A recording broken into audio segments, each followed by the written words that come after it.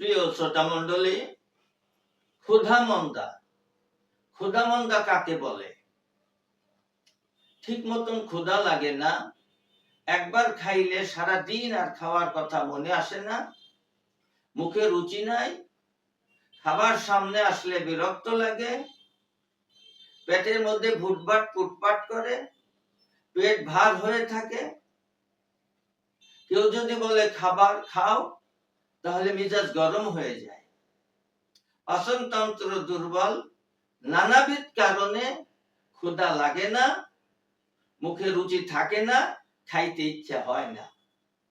সেই সমস্ত ভাই বোনদের জন্য আজকে চমৎকার ঘরোয়া একটা রেমেডি এই ভিডিওর মাধ্যমে আপনাদেরকে উপহার দিতে যাচ্ছি।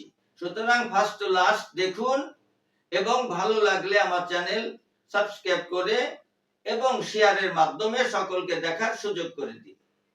আপনি সর্বপ্রথম আখের গুড় নেবেন 50 গ্রাম, তার ভিতরে গোলমরিচ চূর্ণ 10 গ্রাম, তার ভিতরে দিন 10 গ্রাম বিট লবণ।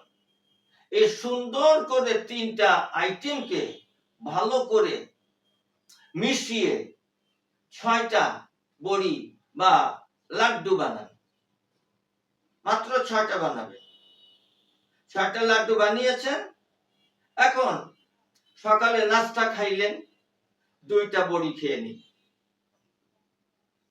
দুপুরে খাওয়ার পরে 2টা খেয়ে নিন। রাতে খাওয়ার পরে 2টা খেয়ে নিন। হয়ে গেল 6টা, 3 ওয়াক্তে খাওয়া। ক্ষুধা লাগে না আবার? আপনি নিজে